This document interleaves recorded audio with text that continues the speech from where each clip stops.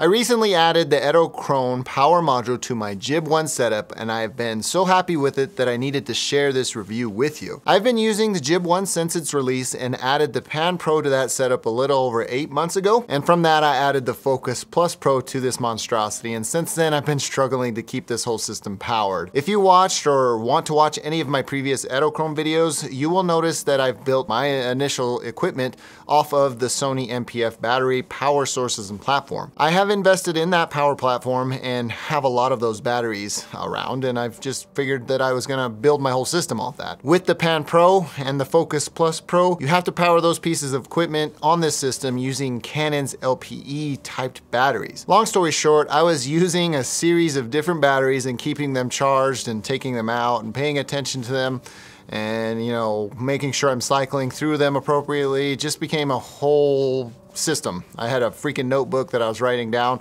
I'll label all these batteries, and it just became a huge challenge. That's where the power module comes in. This thing powers your entire Edelkrone setup using a single V-mount or gold mount battery by sourcing that battery and outputting it into 4 separate DC jacks that are available on the system. When you purchase this thing, the power module comes in either V or gold mount type, 5 DC to DC cables for power. You get a cold shoe mount and some accessories with that. 2 hook and loop for cold shoe mounting, 9 hook and loop Velcro cable management straps, 2mm Allen key, and that's pretty much it that comes in the box. 4 of the cables are 4 feet long and 1 of them is 5 foot long. You're gonna see why you need such long cables here momentarily with the Jib. You don't get a battery in this kit. You'll have to bring that with you into the setup. I'll talk a little bit about what battery I chose for this whole setup a little bit later in this video. So in the manual, I found that the power module uses all 4 of its DC outputs as standard positive polarity jacks, and it just powers it through these simple power cables. These plugs on the power module are connected through the circuitry within the body of the system, and they connect directly to the battery terminals and provide the same voltage as a V or gold mount battery would if you had it attached to the system directly. Edelkrone recommends an ideal voltage to be between 12 volts and 16.8 volts. It's really a clever system and has dramatically reduced the wear and tear on my NPF batteries and has kind of limited my purchase of any additional LPE batteries and including them in my setup and management. So that's a really good thing. Shooting B-roll is now much more involved because I'm not worrying about all of the components of my setup having or maintaining enough power to those components. I'm no longer swapping out batteries on all of the different Edelkrone components in this system, and shutting down this whole setup is a single flip of 1 switch. It's no longer having to make sure everything's unplugged or switched off. It just makes my life a ton easier. Not only does this thing power my Edelkrone gear, the D-tap jack on the power module allows me to draw power from the system to power my Atomos Ninja V in addition to it. Edelkrone doesn't include a D-tap cable in the box, which is kind of a bummer in my opinion, but I understand why they didn't, because there's so many different types of cables out there for D-tap, but they could have, or they should have, had some standard options that customers can pick from when they order their power module and included that cable within your package.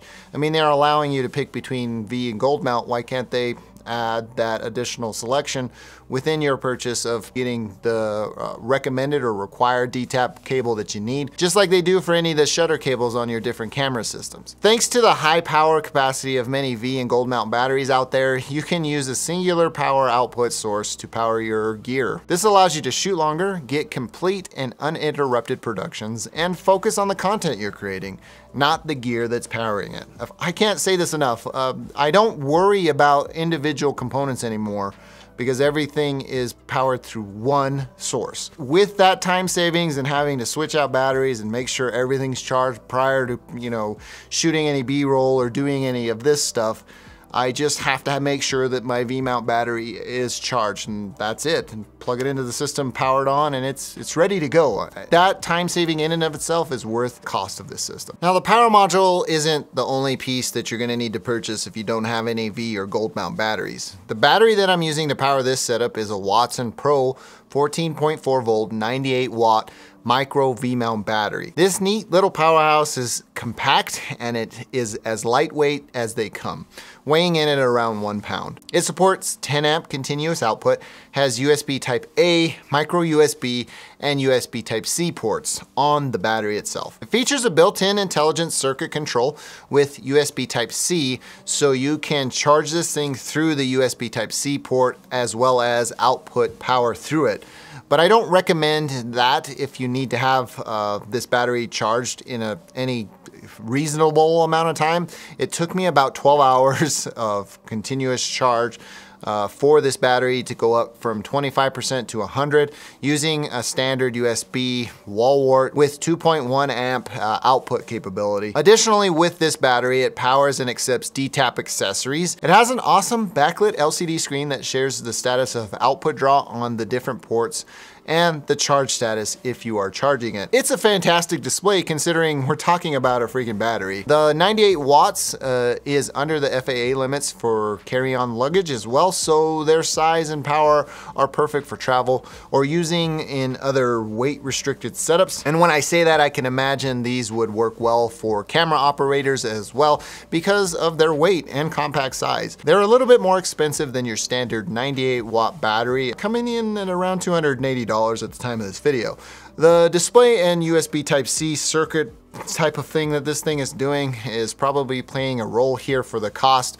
The USB Type-C here allows me to also power or trickle charge my Sony cameras when they're on the setup. Now that we've talked about all of this stuff, let's go ahead and I'm gonna walk you through how I set it up and how it looks.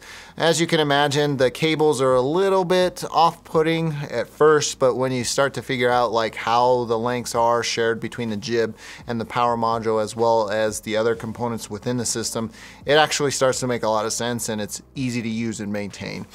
Anyways, let's hop over there and we'll walk through that. So here's my monstrosity that would need several different batteries.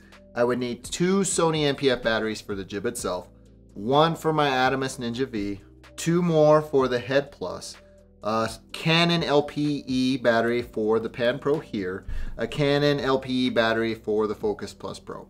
That in and of itself is a ton of different batteries that I don't need anymore because I have this phenomenal little setup with the power module. So I would just power this on. Those 2 things are on now. The Head Plus and the jib are now on. Turn on my Ninja. Turn on my Pan Pro. And turn on my Focus Plus here. Everything's being powered. And if I wanted to get spicy with it,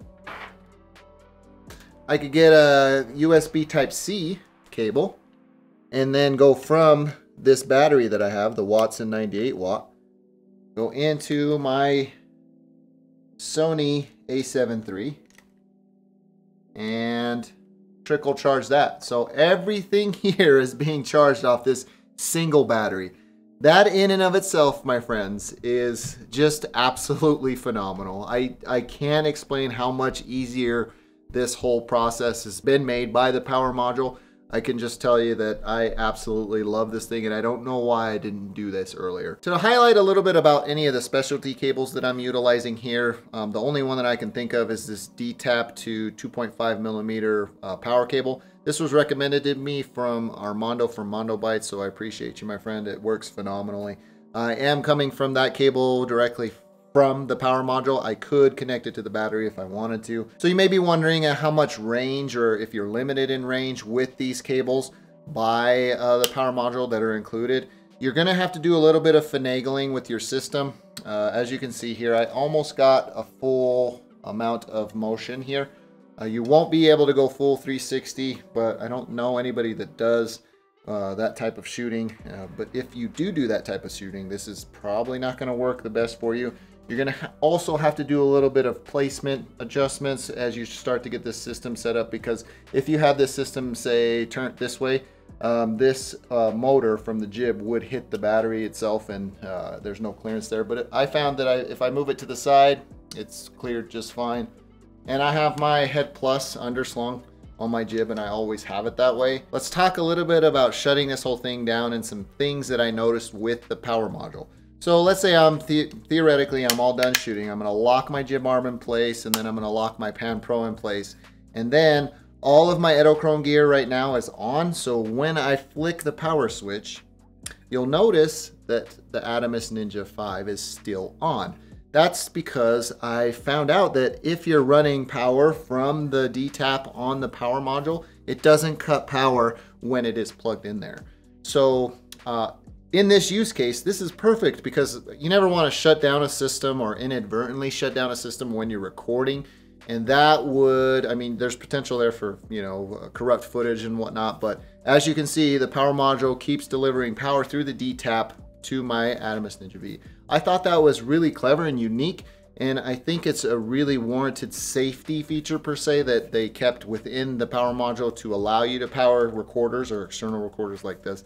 Or if you were powering your camera from it or whatnot, because you could also get a D-tap to power adapter to plug into a dummy battery on your Sony cameras per se, and that wouldn't cut power to your camera.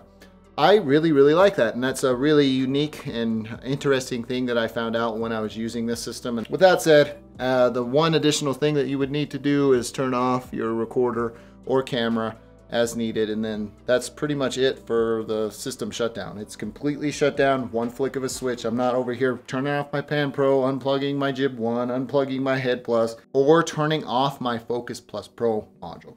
Everything's off, and I'm ready to break it down and move on to the next thing, or I leave it like this in my setup and just continue to work. The power module comes in at around 160 bucks at the time of this video, but I've seen them go for lower, and when Edelkrone holds sales, you can get them for around 130 or 120 bucks.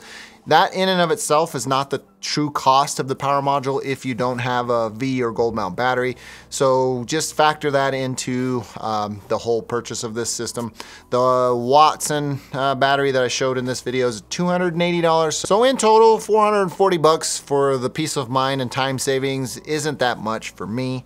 I know that you can get cheaper batteries out there, but I recommend this one just because of its lightweight and feature set. Again, cheaper batteries out there. If you're interested in pricing and availability to any of this gear, I'll leave it all linked in the description. Full disclosure, those are my affiliate links, and if you purchase through them, I get a little bit of kickback based on your purchases, but it doesn't cost you anything in addition. It's just a way for you to support content creation here on this channel, and if you like this video and you want to buy that stuff, using my link is highly appreciated. So if you do, thank you in advance. Well, that about does it for me in this video. If you liked it, please feel free to give me a thumbs up. If you didn't, you know what to do.